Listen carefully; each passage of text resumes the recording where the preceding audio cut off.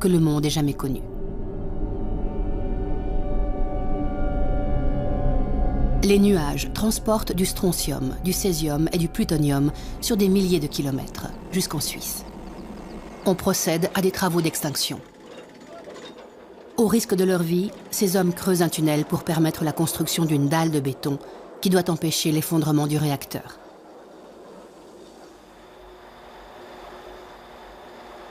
Le taux de radioactivité est si élevé que beaucoup d'entre eux mourront ou développeront un cancer.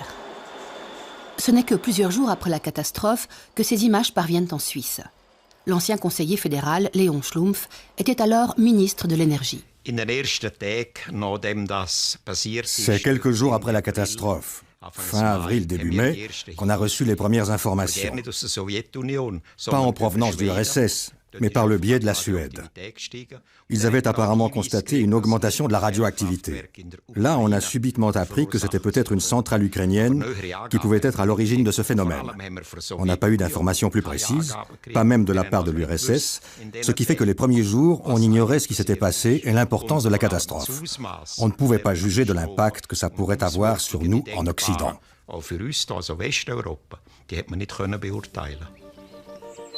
26 avril 1986, une journée de printemps ordinaire. Personne en Suisse ne se doute du danger qui menace. Otto Huber, aujourd'hui décédé, était alors professeur de physique et président de la commission de surveillance de la radioactivité. Après Tchernobyl, il deviendra conseiller du président de la Confédération, Alphonse Egli.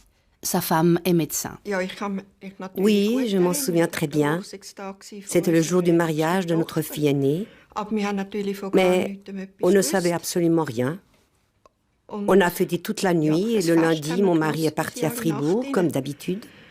Le soir, il m'a appelé pour me dire qu'il ne rentrerait pas à la maison, qu'il allait à Berne, au bunker, comme il l'appelait, une sorte de cave près du palais fédéral. Les premiers gros titres des journaux font la une le 30 avril. Ils suscitent crainte et terreur. Ce même jour, le téléjournal diffuse pour la première fois des informations sur Tchernobyl. Mais personne ne sait exactement ce qui s'est passé. Sur cette première carte, on aperçoit distinctement les vents au-dessus de l'Europe. Il semble que hier soir, le nuage ait atteint la frontière autrichienne.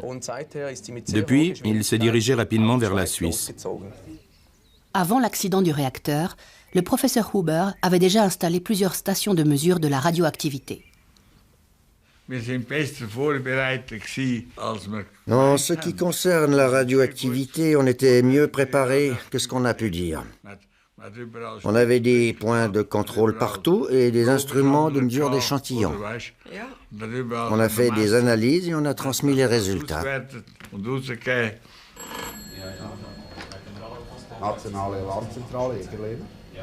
2 mai 1986 à Zurich. Mise en service de la centrale nationale d'alarme. Depuis le bunker du palais fédéral, le professeur Huber supervise l'opération. La ligne téléphonique d'urgence mise en place est vite débordée. Les taux et les valeurs limites de radioactivité provoquent l'inquiétude. Je me souviens que le conseiller fédéral Egli a dit un jour « on n'y comprend rien ». Un jour, on parle de Sievert, un autre de Rem, puis de Becquerel. Personne ne sait de quoi on parle. Entre-temps, le niveau de radiation ne cesse d'augmenter. Des échantillons sont prélevés dans tout le pays. Des collaborateurs de l'Institut de recherche de Würenlingen analysent la radioactivité de l'eau, du lait et de l'herbe. Nous mesurons cet échantillon d'herbe à l'aide d'un détecteur en confinement isolé. Nous voyons très clairement que la radioactivité dans l'herbe est sensiblement plus élevée qu'en temps normal. Elle se situe à près de 10 nanocuries par kilo d'herbe. Mais ces valeurs ne représentent pas encore un danger pour la population. La peur de la radioactivité augmente, même si les scientifiques et les autorités font tout pour calmer la population. Le 3 mai, à la radio, Léon Schlumpf, conseiller fédéral, est interrogé sur la nécessité d'un temps de réflexion en matière de centrales nucléaires. D'après ce que nous savons aujourd'hui de l'accident de Tchernobyl, bien que l'enquête soit encore en cours, il n'y aura pas de conséquences sur notre politique énergétique, ni même sur les mesures de sécurité à adopter. On peut être rassuré. Il n'y a aucune raison de s'alarmer par rapport à d'éventuels dangers pour notre pays. Plus tard, on lui reprochera d'avoir minimisé l'affaire. La radio m'a demandé de faire une déclaration à ce moment-là, donc début mai. J'ai bien compris qu'il y avait un réel besoin d'informations. Ma déclaration était basée sur le peu de renseignements dont nous disposions. Alors, après coup, on est évidemment venu me dire, quand on a su ce qui s'était passé, « Mais vous avez dit ça !» C'est tout le problème de l'information. À la DSN, division principale de la sécurité des installations nucléaires, à Vürenlingen, la tension monte. En tant que directeur, Roland Nägelin était à l'époque chargé de la sécurité des installations nucléaires. Avec son équipe, il a examiné les mesures à prendre en Suisse, dans cette pièce réservée aux urgences.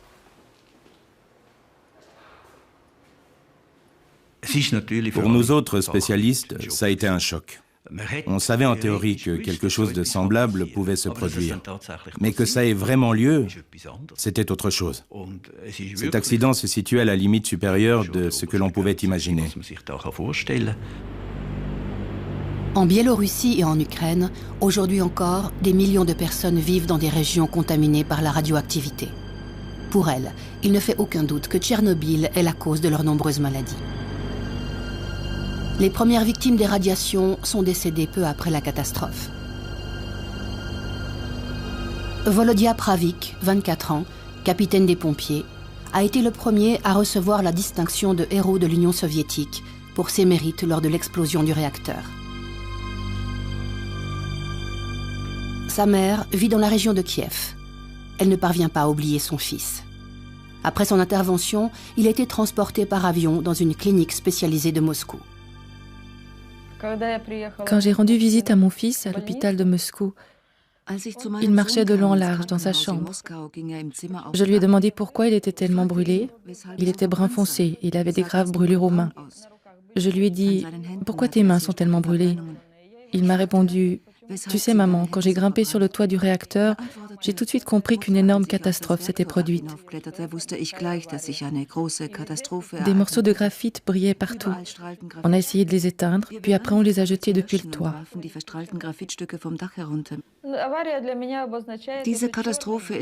Cette catastrophe, c'est le pire souvenir de ma vie. Je ne l'oublierai jamais. Et mes petits-enfants et arrière-petits-enfants non plus. 10 jours après la catastrophe, la télévision suisse alémanique consacre une émission à Tchernobyl. La Suisse également touchée par la radioactivité.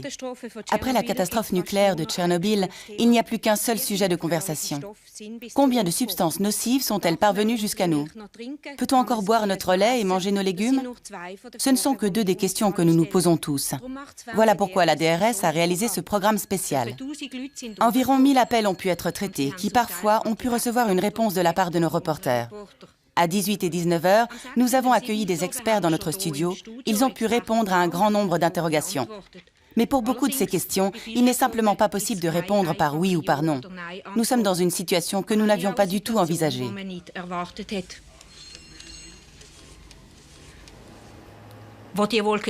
Quand le nuage est arrivé, les gens ont bien sûr été très ébranlés.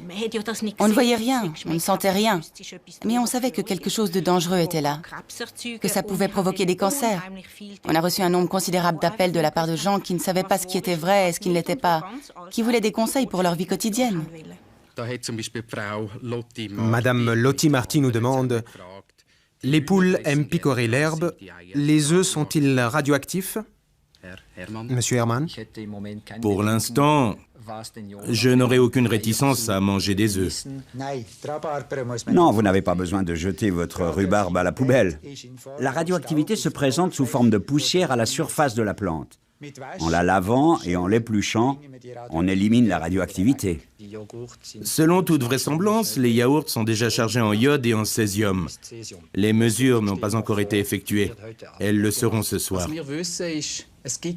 Tout ce que nous savons, c'est qu'il n'y a pas de degré de radioactivité qui soit équivalent au risque zéro. Nos valeurs limites sont basées sur des éléments juridiques et politiques auxquels nous nous adaptons.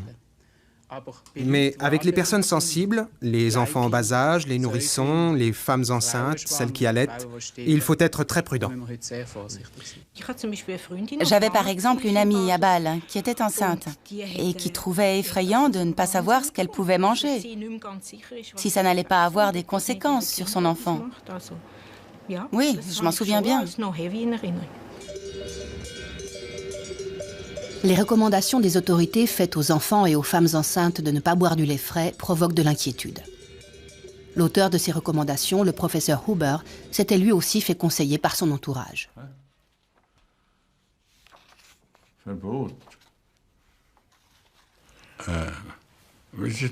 Comment c'était déjà? Le lait de vache contenait de l'iode. Tu m'as alors appelé pour me demander si ça représentait un danger. On s'est dit qu'un nourrisson boit environ 7 décilitres de lait par jour. Alors évidemment, ça s'additionne. Je t'ai suggéré de défendre l'idée qu'il valait mieux que les jeunes enfants jusqu'à 2 ans ne boivent pas de lait frais, puisque c'est à ce moment-là que se forme la glande thyroïde. Alors en fait, c'est vous qui lui avez donné ce conseil? Oui, on en a discuté. C'était une question médicale, alors j'en ai profité. Ma femme en savait beaucoup plus que moi sur le sujet. L'inquiétude augmente. En mai, on assiste à une ruée sur le lait en poudre.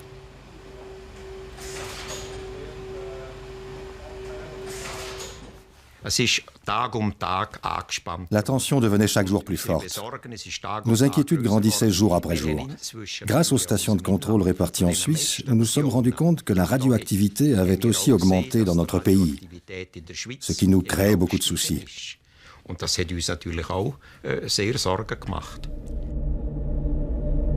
Pripyat, ville fantôme située non loin du réacteur. Les autorités soviétiques ont procédé trop tard à l'évacuation de ces 50 000 habitants. Ceux-ci n'ont pu emporter que le strict nécessaire. Ils ne pourront plus jamais retourner dans leur logement fortement irradié.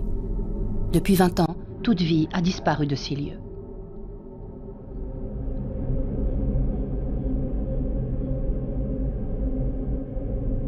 « 350 000 personnes sont déplacées hors des régions contaminées par le nucléaire. Certaines souffriront toute leur vie des conséquences de la radioactivité.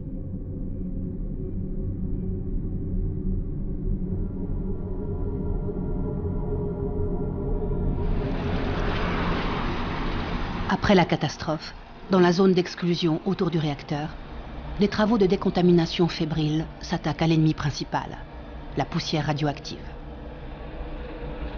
Des camions déversent leurs déchets n'importe où à l'intérieur de cette zone. Stockage définitif. Des cités entières sont rasées. Le risque d'incendie est important et il faut à tout prix éviter une nouvelle contamination de l'air.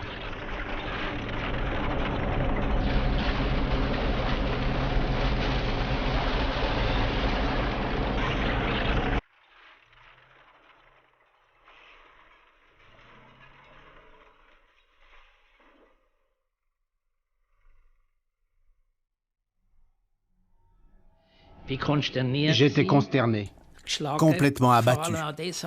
Surtout que nous avions en Suisse 5 centrales nucléaires en activité, notamment celle de Gösgen, que j'avais soutenue, dont j'avais encouragé la construction. Je me suis donc posé la question, est-ce que je suis sur le bon chemin? Est-ce que je peux continuer ainsi? Est-ce que l'homme peut supporter cette technologie? Après avoir profondément réfléchi, je me suis dit, c'est Tchernobyl qui a échoué, pas la technologie nucléaire.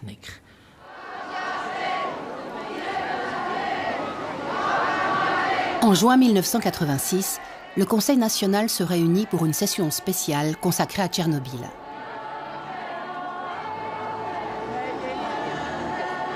L'accident du réacteur bouleverse la Suisse.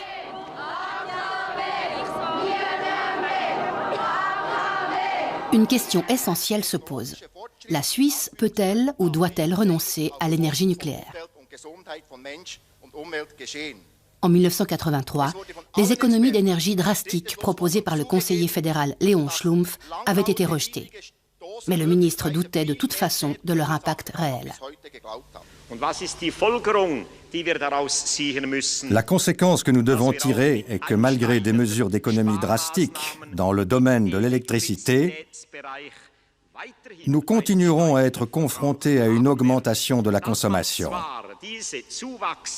Nous pouvons réduire ce taux de croissance, mais pas suffisamment pour nous permettre de renoncer à l'apport énergétique de nos 5 centrales nucléaires.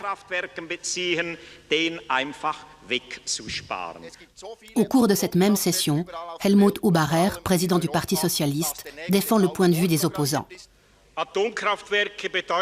Les centrales nucléaires représentent une déclaration de guerre permanente aux générations futures. Mesdames et messieurs, il n'y a pas de centrales nucléaires communistes ou capitalistes. Il n'y a que des centrales nucléaires dangereuses. Malgré les applaudissements, aucune décision importante n'est prise. Un coup dur pour Helmut Hubarer, opposant de la première heure aux centrales nucléaires. C'est la confirmation que les choses continuent comme par le passé, que nous n'avons affaire qu'à de belles paroles. Je suis déçu par le manque de courage et d'esprit critique de notre gouvernement.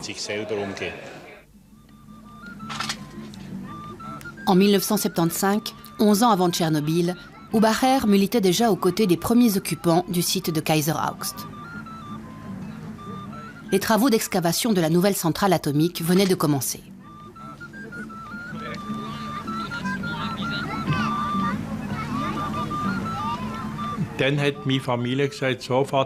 En fait, ce sont mes enfants qui m'ont dit « Écoute papa, il faut que tu viennes à Kaiser Augst à la manif ». Là-bas, j'ai pris conscience de la problématique nucléaire. Je me suis rendu compte qu'il y avait un sujet à approfondir, qu'il fallait que j'étudie vraiment la chose. Je peux dire qu'on m'a carrément traîné là-bas. En assistant à tous les débats qui avaient lieu, j'ai pris conscience que c'était une sorte de banc d'essai sur la question nucléaire. Je me suis très vite rendu compte du côté émotionnel que cela représentait, que quelque chose de singulier était en train de se passer.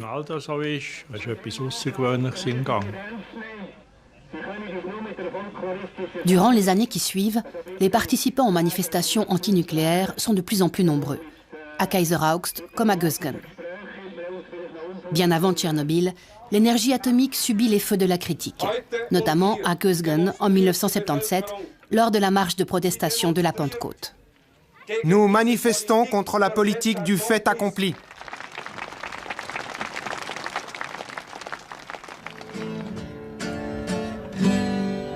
In Gösgen steht ein AKW und wer's nicht glaubt, kann's selber sehen.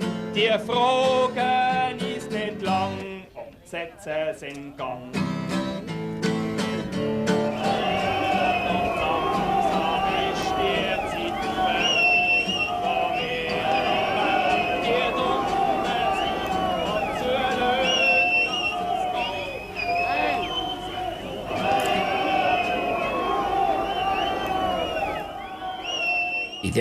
Dans cette région, je dois bien le reconnaître, on a assisté à un véritable soulèvement de la population. On pourrait dire un soulèvement de principe contre la technologie moderne. À partir de Kaiser Augst et d'autres exemples, ces gens ont eu l'impression que la technique ne protégeait pas l'homme, mais qu'elle lui était nuisible, qu'elle nous dépassait. C'était la confrontation écologie-économie.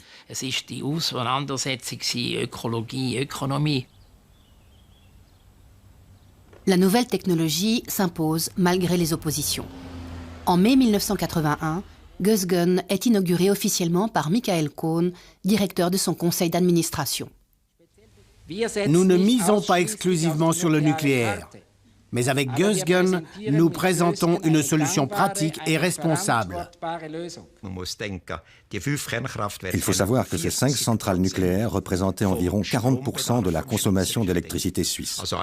Abandonner cette filière, donc mettre ces centrales à l'arrêt, n'était simplement pas possible. Mais si leur exploitation avait représenté un grave danger, alors on aurait dû le faire, indépendamment des conséquences énergétiques.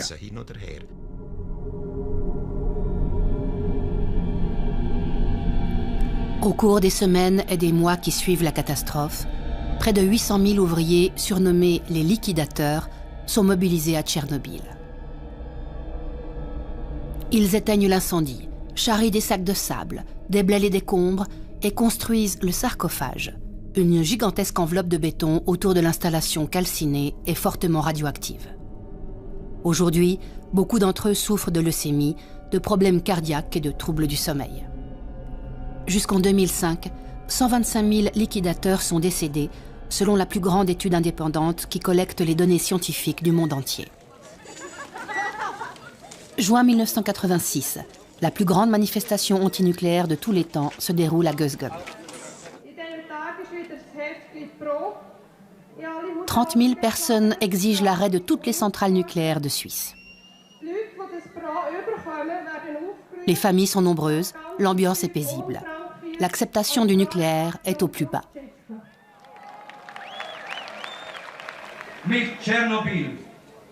Avec Tchernobyl, nous avons eu la preuve que l'exploitation pacifique de la puissance atomique est une illusion, une chimère de l'être humain.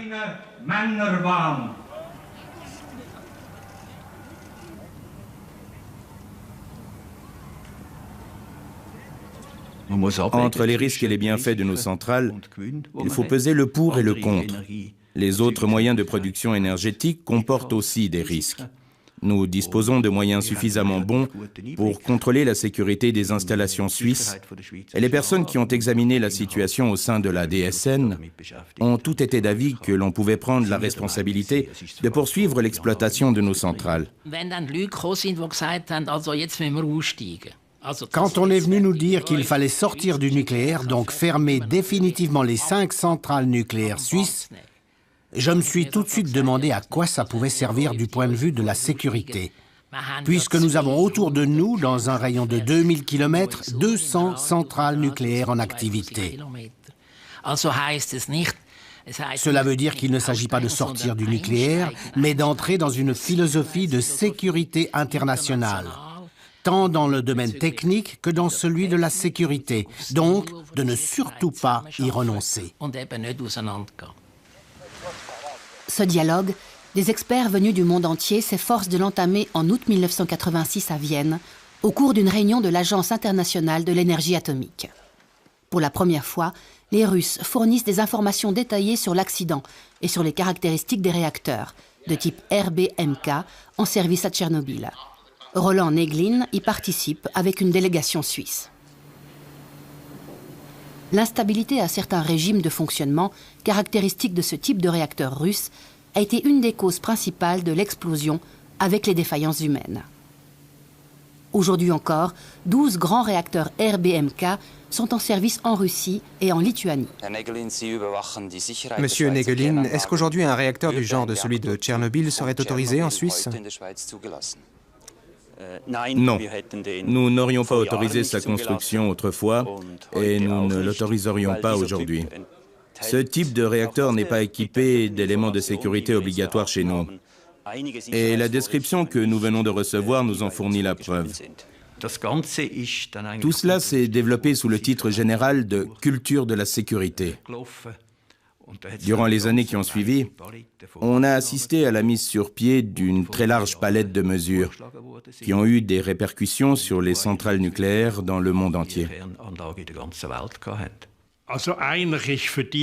Malheureusement, je crois que pour les pro-nucléaires, cette catastrophe n'a pas vraiment servi de leçon. Ça s'était passé en Russie, en Union soviétique. Ils n'ont de toute façon pas la même technologie que nous, on est meilleurs qu'eux. Ceci n'arriverait pas chez nous. On s'est un peu caché derrière le prétendu « je m'en foutisme technique » des soviétiques pour ne pas faire un véritable examen de nos méthodes de production, ainsi que de nos capacités. Le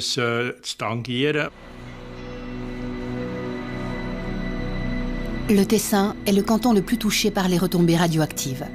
C'est ici que les pluies ont été les plus abondantes. En été 86, la situation est très tendue. La radio et la télévision diffusent 2 fois par jour des informations sur les taux de radioactivité. Les femmes enceintes se sentent particulièrement concernées. elles sont inquiètes. Les demandes d'interruption de grossesse affluent à l'Office cantonal de la santé de Bellinzone. Gianfranco Domenighetti décide de lancer une étude sur la question.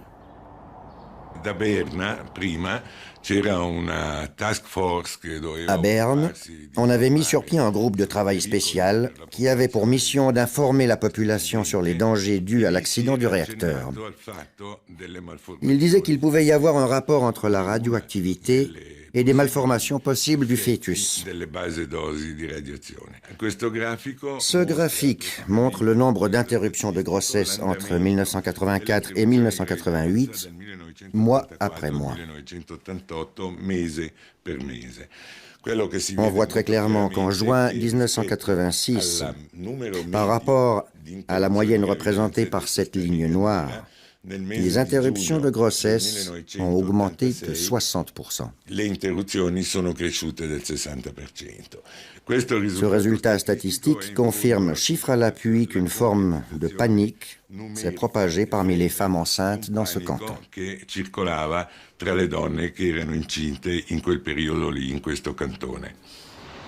Une panique qui aurait sans doute pu être évitée. Par la suite, l'information s'est améliorée. Nous avons pris un certain nombre d'initiatives, notamment interpellé l'Agence internationale de l'énergie atomique à Vienne, où nous avons, au nom du Conseil fédéral, déposé un certain nombre de postulats. L'un de ceux-ci était l'amélioration de la communication et de l'information, mesure également applicable à l'intérieur du pays. Il faut reconnaître que dès le moment où on a disposé de renseignements, je parle bien sûr de renseignements fiables, on aurait dû informer davantage la population. La situation est nouvelle et difficile pour les autorités. Elles recommandent la prudence en ce qui concerne la consommation de viande et de lait.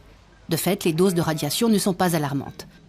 Malgré tout, les autorités recommandent de laver soigneusement légumes et salades, avec pour conséquence une chute des prix.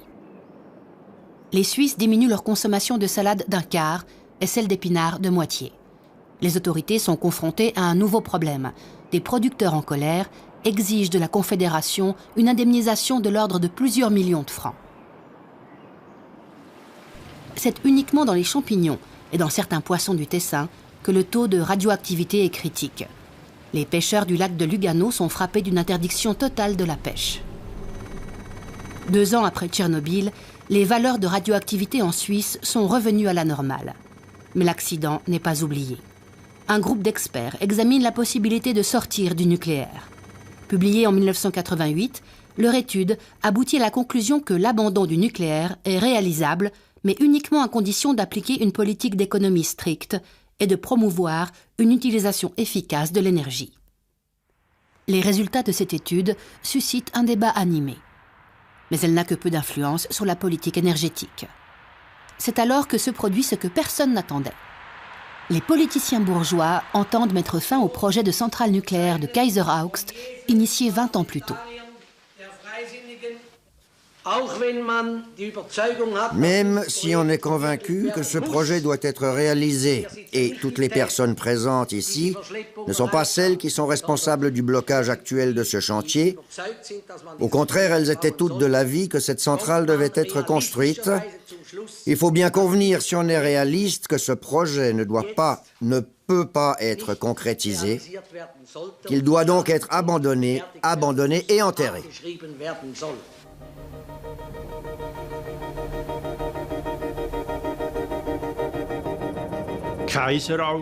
Kaiser Augst a représenté la fin des centrales nucléaires en Suisse. On en avait planifié 10. On en est resté à 5. Betzno 1 et 2, Mühleberg, Gösgen et Leibstadt. On devait en construire 5 autres, mais avec l'abandon de Kaiser Augst, on a tiré un trait, on en est resté là. Ça, c'est à mettre au crédit de l'occupation du site. Toutes les personnes qui prétendent aujourd'hui que l'abandon de Kaiser Augst a été une remarquable action d'éclat passent sous silence les conséquences de cette décision. Le fait que nous sommes allés chez nos voisins français avec notre bon argent suisse et que nous leur avons dit « Allez-y, construisez une centrale pour nous, faites-nous un Kaiser Augst français ou alors répartissez sa puissance sur plusieurs sites et livrez-nous le courant que vous allez produire. » Cette attitude est mesquine, il n'y a pas de quoi en être fier. Nous ne voulons pas d'une centrale parce que cela pose des problèmes, parce que nous avons peur, mais avec notre argent, nous encourageons les autres à faire le travail à notre place et à assumer tous les problèmes que cela pose. Nous, après, parce qu'on est des Suisses riches et qu'on leur a donné de l'argent pour ça, on profite du produit et on mène la belle vie. Ce n'est pas très élégant, tant d'un point de vue personnel que de celui de la population. Malgré l'abandon de Kaiser Augst, rien ne change. En automne 88, la gauche et les Verts exigent une loi sur les économies d'énergie. Elle sera rejetée. C'est l'époque d'Énergie 2000, le programme du conseiller fédéral Adolfo Guy. Il ne prévoit guère de mesures politiques pour une utilisation économe de l'énergie.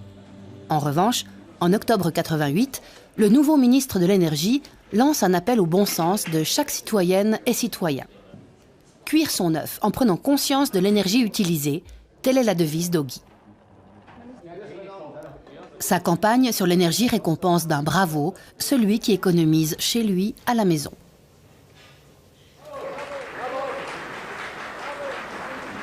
Le peuple suisse a désormais l'occasion de montrer qu'il n'est pas seulement fort en parole, mais aussi en actes.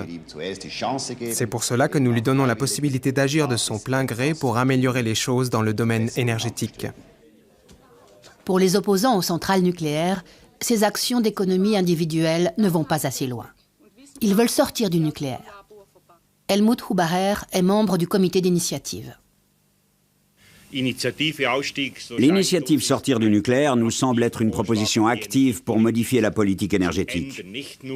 Non seulement pour la poursuivre en instaurant une phase de réflexion, mais pour essayer de provoquer un véritable changement de cette politique.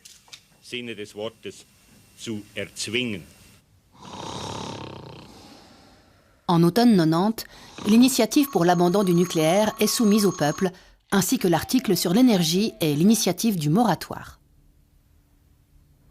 Le moratoire de 10 ans sur la construction de centrales nucléaires en Suisse est accepté, de même que l'article sur l'énergie.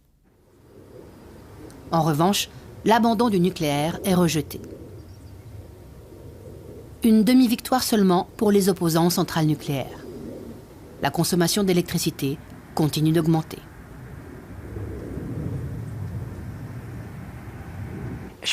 Une stratégie d'économie d'énergie a besoin d'un soutien politique. Le citoyen doit y participer. Les hommes et les femmes doivent se sentir concernés.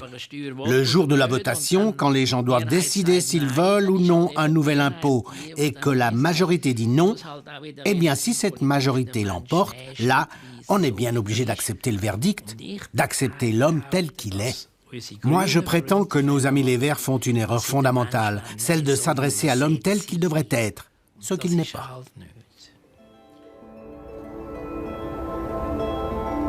Dans les années 90, nombreux sont ceux qui placent de grands espoirs dans les énergies alternatives.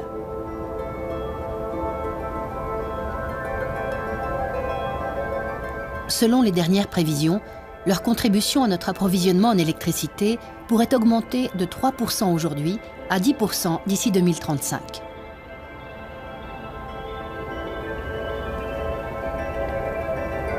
Ceci implique toutefois un encouragement massif des énergies alternatives.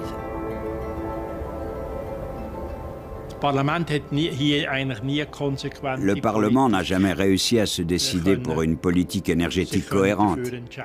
C'est une caractéristique suisse. On se méfie de l'État, on ne s'engage qu'à moitié. On devrait, mais on n'en a pas vraiment envie. C'est sans doute pour ça que dans le domaine des sources d'énergie alternatives, on a régressé. Il n'y avait pas suffisamment de pression pour que l'on encourage ces technologies.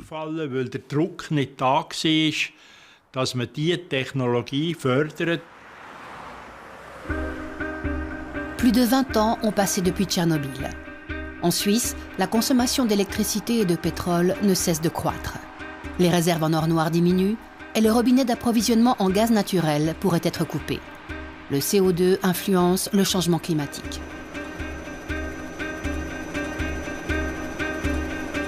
Les catastrophes naturelles suscitent la crainte en Suisse et à l'étranger.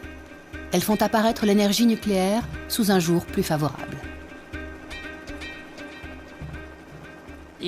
Je ne prétends pas que l'énergie nucléaire soit la meilleure, mais regardons ce qu'on nous propose. Qu'est-ce qu'on a d'autre? Une centrale au mazout, une centrale à gaz, un cycle combiné, puis les solutions alternatives auxquelles je ne suis pas du tout opposé, le solaire, l'éolien, etc. Tout ça, c'est très bien. Mais il faut poser le pour et le contre. Pour le gaz et le mazout, qu'en est-il du CO2, par exemple? D'un côté, on a mis en place une politique pour le CO2. On parle tous les jours du centime climatique ou de taxes sur le CO2, mais on ne sait toujours pas comment réduire ces émissions. Et si on construisait des centrales de ce type, ces valeurs nocives augmenteraient. Moi, je suis d'avis qu'il faudrait dire ça à chaque citoyen, qu'il puisse se faire une idée et en tirer les conséquences. Effectivement, un vent nouveau se lève. En 2003, le peuple refuse la prolongation du moratoire sur la construction des centrales. L'initiative « Électricité sans atomes » est également rejetée. C'est de fait la reconnaissance de l'énergie nucléaire. Ceci, bien que l'entreposage des déchets ne soit pas résolu, et malgré la menace grandissante du terrorisme nucléaire. Ces centrales tournent comme des horloges. Là où il s'agit de rénover ou d'améliorer le fonctionnement, on le fait. Par conséquent, la confiance envers nos centrales s'est peu à peu renforcée. Cela dit, il y a toujours des opposants. Ceux-là, il s'agit de les convaincre. Ou alors qu'ils nous proposent de meilleures solutions. Une petite ville de Biélorussie, dans une région hautement contaminée. Plus de 20 ans après la catastrophe, les hommes et les femmes en subissent encore les conséquences économiques et sanitaires.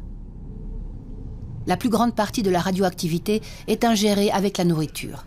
Les produits qui poussent dans les jardins, mais aussi les champignons, les baies, le gibier, le poisson et le lait. La population des campagnes est pauvre et les produits alimentaires d'importation sains coûtent très cher. Dans cette contrée perdue, non loin du réacteur, de nombreuses organisations internationales d'entraide, dont quelques Suisses, sont présentes. Dans un club réservé aux mères, les femmes apprennent à préparer fruits et légumes pour les décontaminer.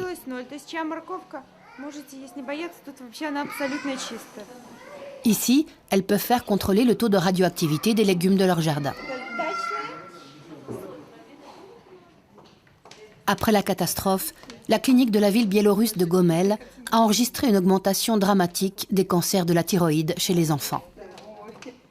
Aujourd'hui encore, ils sont nettement plus vulnérables aux maladies qu'avant la catastrophe. Pour des raisons inexpliquées, cette fillette et sa mère perdent leurs cheveux. Presque tous les enfants ont un système immunitaire déficient. Selon le dernier rapport de l'Agence internationale de l'énergie, les conséquences sanitaires de Tchernobyl seraient nettement moins graves que ce qu'on pensait jusqu'ici. Cet avis n'est pas partagé par les mères qui fréquentent cet hôpital. Chez nous, en Biélorussie, tous les enfants sont affaiblis. Nous pensons que c'est à cause de Tchernobyl. Les enfants n'ont pratiquement pas de défense immunitaire. Ils souffrent d'immunodéficience. Les conséquences de la catastrophe sur la santé sont incertaines. Elles sont difficiles à prouver.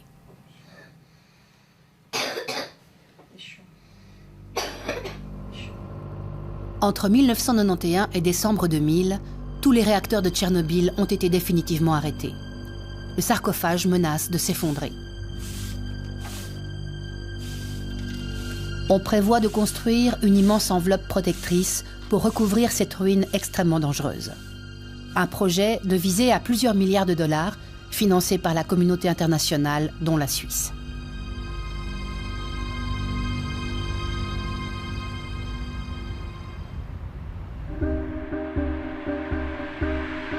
En Suisse, Tchernobyl est presque oublié. Malgré les appels aux économies d'énergie, la consommation d'électricité ne cesse de croître. Personne ne semble prêt à remettre en question son mode de vie actuel. Mais d'ici 2020 environ, Betznau 1 et 2, ainsi que Mühleberg, devront être mises hors circuit en raison de leur âge, puis plus tard, Gösgen et Leibstadt. Comment continuer? Il faut donc construire une nouvelle centrale? Si vous posez la question comme ça, tout le monde va s'affoler. Il faut construire une centrale de remplacement à la place de celle dont on arrête l'exploitation. Une centrale nucléaire moderne, construite à neuf, selon des critères acceptables. Mais une centrale nucléaire, ça oui. Je maintiens ma position. Premièrement, économiser l'énergie, ça, c'est la plus grande source d'énergie. Deuxièmement, les énergies alternatives. On les encourage beaucoup plus vivement en Allemagne et en Autriche que chez nous. Le solaire, l'éolien, la géothermie et d'autres. Le nucléaire ne représente plus une alternative envisageable. L'énergie nucléaire, tant qu'on en a besoin. Non pas parce que commercialement parlant, cette énergie pourrait être intéressante. Uniquement quand les mesures d'économie auront été appliquées et tant qu'elle est nécessaire pour couvrir les besoins légitimes des citoyens. Une classe du gymnase cantonal de Baden en excursion à la centrale nucléaire de Leibstadt. La plus récente et la plus grande parmi les 5 centrales suisses. Pour ces élèves, c'est une excursion comme une autre. Quelle hauteur, la tour de refroidissement? 150 mètres. Bien estimé, 144 mètres. En ce jour de 2006, personne n'a peur. Pour ces jeunes gens, la catastrophe de Tchernobyl, c'est déjà de l'histoire ancienne.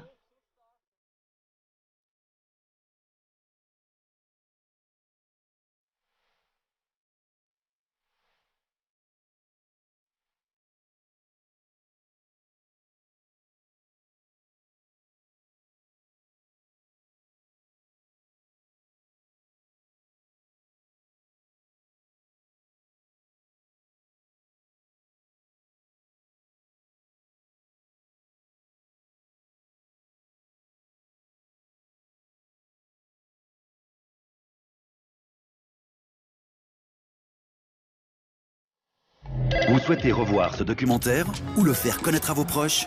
Retrouvez-le dans son intégralité, gratuitement, sur notre site www.ledoc.ch.